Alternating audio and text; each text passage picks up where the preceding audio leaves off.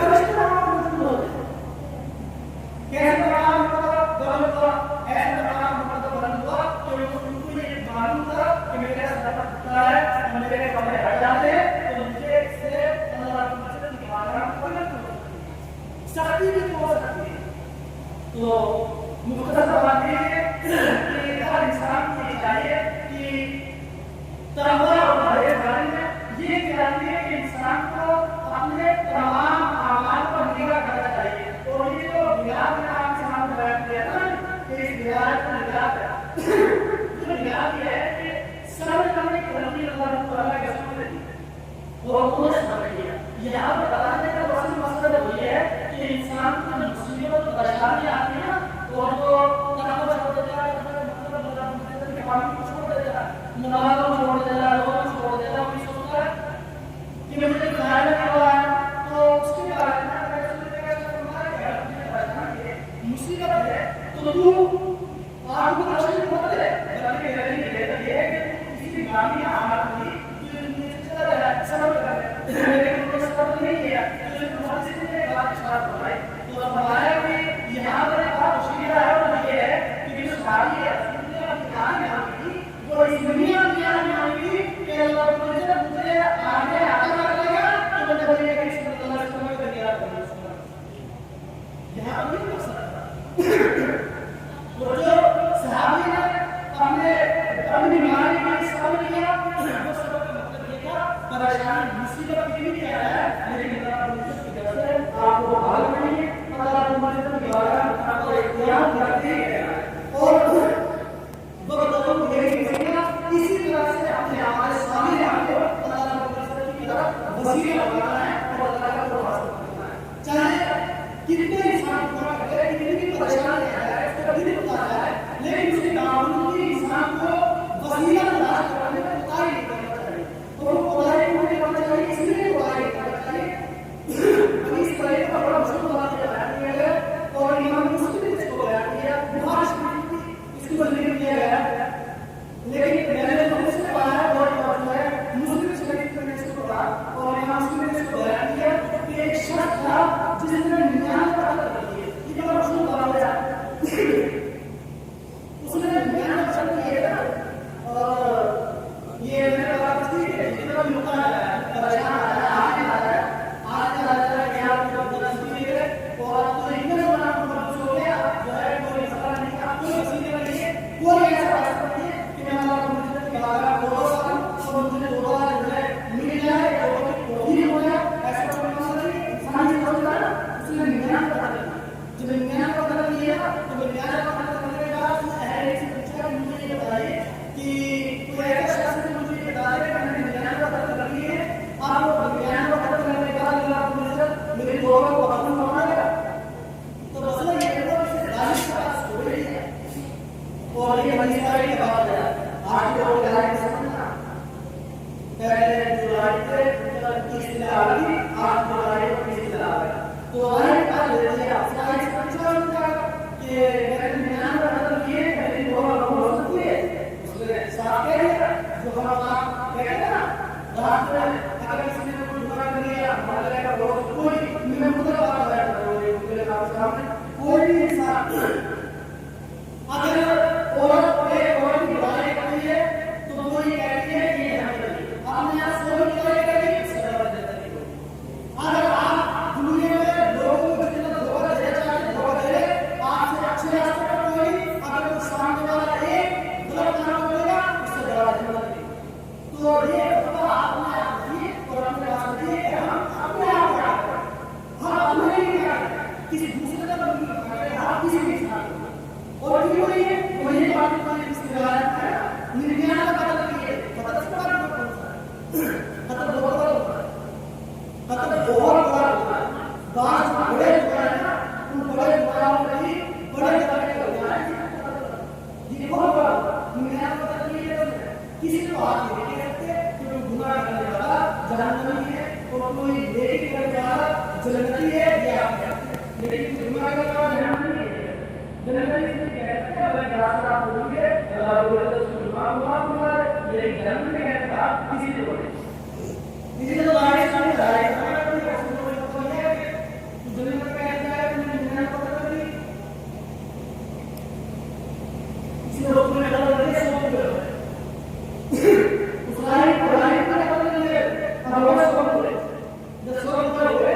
लिखने के बाद लिखने के बाद आगे हमने इस जगह पर प्रयास किया कैसे करवा है मैंने उससे लाइट जगह पर मुझे उसका कारण दे दूंगा आप नहीं करते मुझे तो बोला नहीं करने लगी बात मैंने उसको बता कर दिया सो हो गए हम क्या किया तो लोगों ने कहा अच्छा हम से एक बात देते उनकी बात बाहर जाकर प्रोफेसर दिया उसने कहा ये हो गया आने के बाद बाहर गए थे बाहर मैंने ध्यान को मतलब नहीं है गाड़ी समझा उसने मुझे ये कहा कि वो तो मुझे नहीं थी तो मैंने उससे मांगा उसको मैं पता कर दिया आपको मुझे बताइए नहीं होगा तो बोलोगी तो आने साहब ने कहा कि नहीं होगा हम होगी या नहीं होगी ये बात करते लेकिन मुझे खास बात बता वो अब हम ये वसीला बता के बोलने के बाद हम बाहर चले ये यहाँ पर बयान किया गया तो कहा कि एक जवान ऐसे वहां पर बाहर में रहने के लिए और उन्होंने तीन लोगों का बयान किया गया तो उनके लोग हैं तो उनके पास जा वो अल्लाह के वली हैं अल्लाह के नेक बने हैं तो उनके पास जा इबादत रियाजत में मशगूल हो जा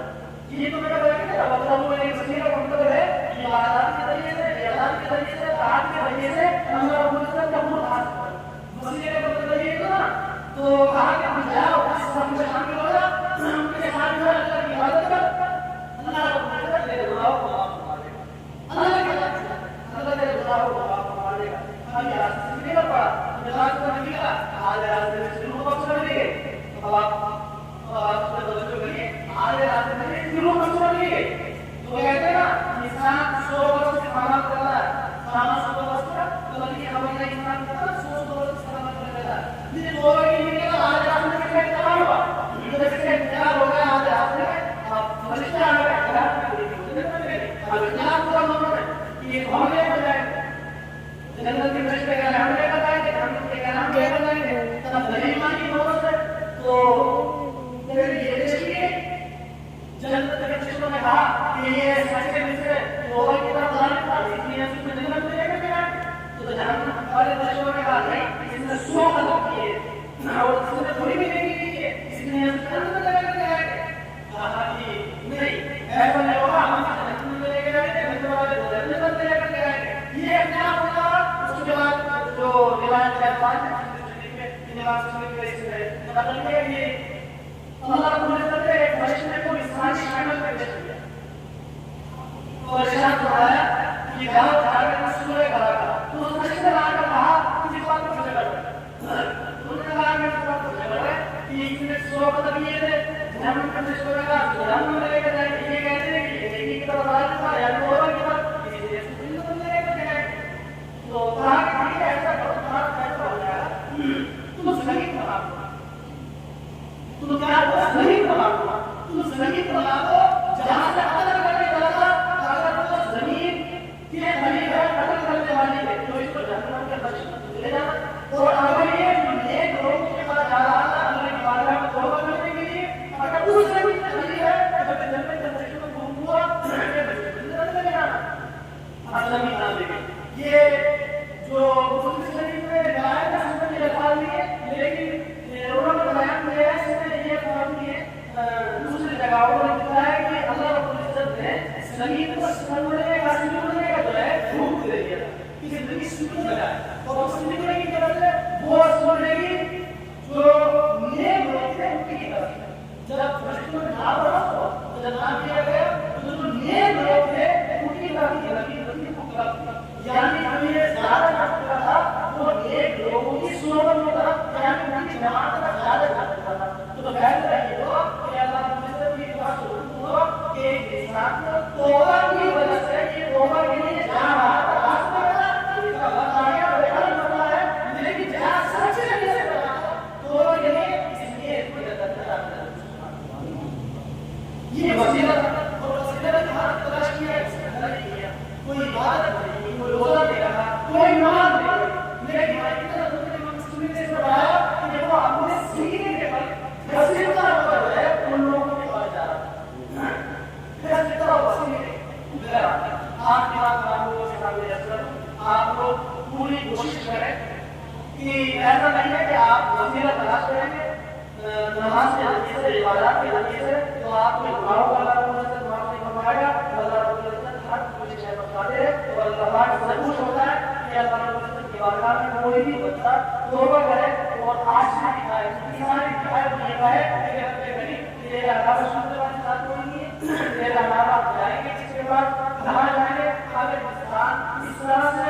नेकी की तरफ वाली होगा तो फिर पूरी उम्मीद है कि अल्लाह होगा तो कबूल फरमाएगा। जितनी परेशानियां मुसीबत आएगी आपकी तमाम की तमाम मुसीबतें तमाम की तमाम परेशानियां बिल्कुल हल हो जाएगी। बिल्कुल आपकी बात आपसे बात कर रहा हूँ, कोई भी काम छोटा छोटा कोई भी गुनाह छोटा नहीं होता। इंसान ये सोचता है छोटा गुनाह कर रहा हूँ ये अल्लाह को माफ फरमा देगा, नहीं। शैतान जो है रिवायत बनाता है छोटे गुनाह से, मैं छोटा गुनाह कराता है तो छोटे गुनाह के साथ साथ इंसान बड़े तरफ निकल जाता है। और जब इंसान छोटी नेकी करता है तो अल्लाह की मदद उसको होती है। छोटी नेकी के साथ छोटी नेकी के साथ बड़ी नेकी की तरफ होता है। इमाम मोहम्मद गज़ाली